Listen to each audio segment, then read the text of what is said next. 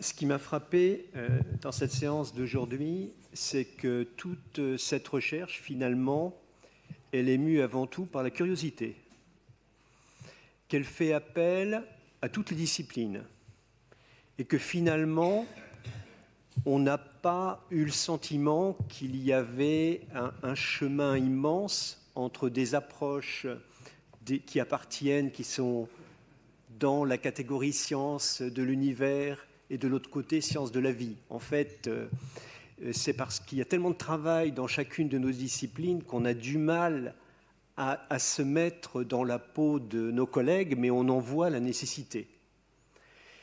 Ce qui m'a frappé également, c'est qu'à travers ces exposés autour de l'évolution, on a touché de très très nombreuses grandes questions qui sont d'intérêt majeur à notre époque, que ce soit les conséquences de l'urbanisation, que ce soit l'extinction, la réduction de la biodiversité, dont on vient de rappeler ces jours-ci, au niveau politique, l'importance et l'absence de perception par nos concitoyens.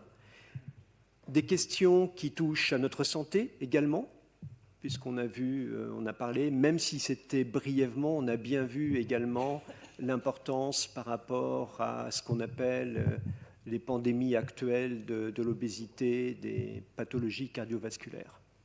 Voilà, je voulais être bref, mais c'est l'image, parce que je sais qu'on a très peu de temps, mais ce sont ces points-là qui m'ont marqué aujourd'hui, avec des exposés qui étaient absolument passionnants, et je crois qu'on ne s'est pas trompé sur les conférenciers invités.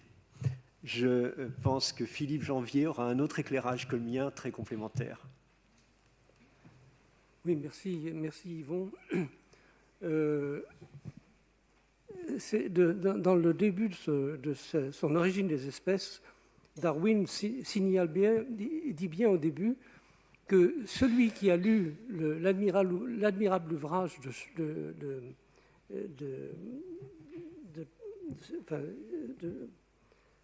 Charles Lyell sur les Principles of Geology, les principes de la géologie, et s'il n'a pas compris l'immensité du temps long, enfin l'importance du temps long, il peut fermer cet ouvrage immédiatement.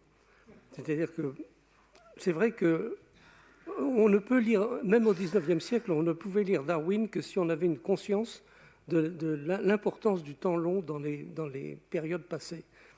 Et c'est exactement, lorsque j'ai été élu à l'Académie, la première question qu'on m'a posée, c'est dans quelle section veux-tu être?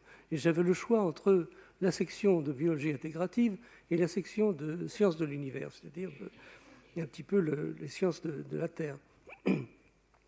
Et j'ai choisi la biologie intégrative tout simplement parce que dans mon travail de paléontologue, j'ai constaté que c'est en connaissant bien l'actuel, très souvent, que l'on interprète bien le fossile.